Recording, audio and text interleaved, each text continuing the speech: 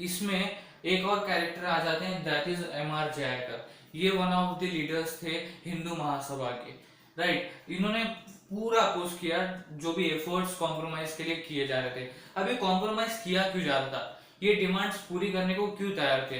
पहली बात तो अगर हम पूना पैक के आने वाले वीडियो में भी देखेंगे, और यहाँ पर भी बता देता हूँ कि गांधी जी सेपरेट इलेक्ट्रोड से बिल्कुल भी ये एग्री नहीं कर रहे थे, राइट। पूना पैक के वीडियो में भी देखेंगे तो B.R. अम्बेडकर जी क्या करते हैं, वो ये करते हैं, सेपरेट इलेक्ट्रोड के लिए डिमांड करते हैं, तो उसके अपोज में गांधी जी चले जाते हैं। उसके बाद यहाँ पर भी सेपरेट इलेक्ट्रोड की डिमांड की है, तो यहाँ पर भी गए होंगे, राइट, क्योंकि उनको लगता था जो सोसाइटी इंटीग्रेशन है ये स्लो अप पड़ जाएगा, राइट। सो यहाँ पर क्या हुआ है, यहाँ पर सेपरेट इलेक्ट्रोड के लिए नहीं किया है, मतलब अलाउंस नहीं दिया है, तो ये दो डिमांड्स पूरी तो करनी पड़ेंगी फिर। तो यहाँ पर एक कॉम्प्रोमाइज हो रहा था, दैट इज कि उनको रिजर्व सीट्स मिलेंगी सेंट्रल असेंबली में। उसके बाद जो मुस्लिम डोमिनेटेड प्रोविंस है अकॉर्डिंग टू दी पॉपुलेशन, वहां पर उनको रिप्रेजेंटेशन मिलेगा, मतलब उन्हीं का रिप्रेजेंटेशन रहेगा। अब यहाँ पर क्या हुआ, जो एम.आर. जयकर थे इन्होंने बोला हम बिल्कुल भी कॉम्प्रोमाइज नहीं करेंगे, हम कॉम्प्रोमाइज करने के लिए तैयार ही नहीं है। सो इसके वजह से क्या हुआ, एक लिमिटेशन बन जाता है। मैं बताऊंगा कैसे लिमिट बनता है। तो जितनी भी होप्स थी, जितनी भी उम्मीदें थी, वो सारी डिसअपीयर हो गई, वो सारी गायब हो गई।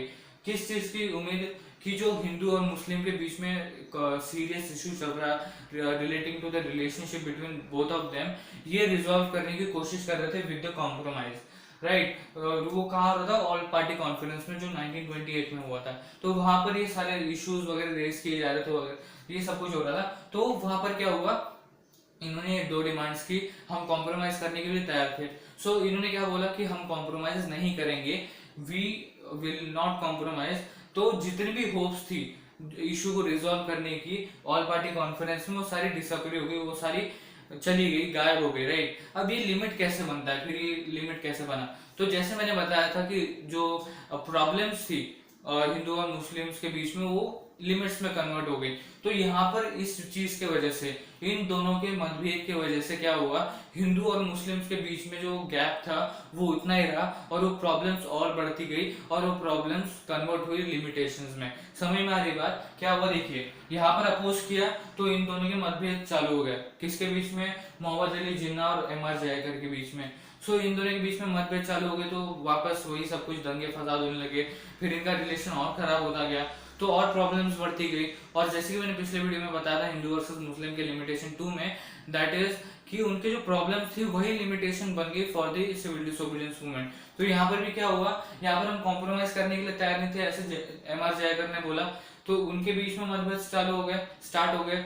उसकी वजह से क्या हुआ, और भी गहराई बढ़ती गई, किस चीज में, प्रॉब्लम्स में। प्रॉब्लम्स और बढ़ते गए, और प्रॉब्लम्स बढ़ते गए तो प्रॉब्लम्स क्या हुए, कन्वर्ट हुई limitations of civil disobedience movement में। तो इस तरह से पूरा लिमिट बनता है सिविल डिसोबीडियंस मूवमेंट के लिए। एक बार रिकॉल कर लेते हैं। देखिए, पहले मुस्लिम और हिंदुओं के बीच में इतने अच्छे रिलेशन नहीं थे, क्यों नहीं थे, वो सब कुछ हमने देखा पिछले वीडियो में। उसके बाद क्या हुआ, मैंने यहाँ पर आपको समझाया कि किस तरह से अलायंस बनाने के लिए कांग्रेस और मुस्लिम लीग ने एफर्ट्स डाले, पर वो फेल हो गया। फिर फेल क्यों हुआ, due to representation, question of representation in the future assembly, right. So that were जो इलेक्ट होने वाली थी, तो उसमें मैंने 3 केसेस बताया आपको, राइट। सो रिप्रेजेंटेशन को लेके कुछ ना कुछ तो मतभेद हुए होंगे, कुछ ना कुछ तो क्वेश्चन उठाए गए होंगे, जिसकी वजह से फेल हो गया, राइट। उसके वजह से क्या, उसके बाद क्या हुआ, उसके वजह से नहीं, उसके बाद क्या हुआ, एक इंटरेस्टिंग कैरेक्टर आता है, दैट इज मोहम्मद अली जिन्ना। वो क्या बोलते हैं, वो डिमांड करते हैं एक separate electrode that would give them a separate electrode for electing for the central assembly, legislative assembly, जो भी फ्यूचर असेंबलीज होंगी उसमें इलेक्ट हो सकते हैं। बट सेपरेट इलेक्ट्रोड नहीं देना है तो आप दो डिमांड्स पूरी करो, मुस्लिम को एश्योर सीट दे दो, रिजर्व सीट्स दे दो इन सेंट्रल असेंबली। दूसरा, जहां पर मुस्लिम्स का पॉपुलेशन ज्यादा है वहां पर हमारा रिप्रेजेंटेशन होना चाहिए। ये दो चीजें डिमांड की। अब ये दो चीजें डिमांड की तो हमें सेपरेट इलेक्ट्रोड तो चाहिए ना था, क्यों, क्योंकि सोसाइटी इंटीग्रेशन स्लो हो जाएगा, तो ये दो डिमांड्स पूरी करनी ही पड़ेंगी। तो हम कॉम्प्रोमाइज के लिए तैयार थे, पर जब तक हम कॉम्प्रोमाइज करते तब तक एम.आर. जयकर, जो हिंदू महासभा के वन ऑफ द लीडर्स थे, उन्होंने क्या बोला, उन्होंने क्लियर अपोज किया जो भी एफर्ट्स होने वाले थे कॉम्प्रोमाइज करने के लिए, और उसके वजह से क्या हुआ, हम कॉम्प्रोमाइज करने के लिए तैयार नहीं हुए। किसकी वजह से, एम आर जयकर ने बोला इसलिए कि हम कॉम्प्रोमाइज नहीं करेंगे। तो जितनी भी होप्स थी इशू को रिजॉल्व करने की, वो सारी की सारी डिसअपियर हो गई।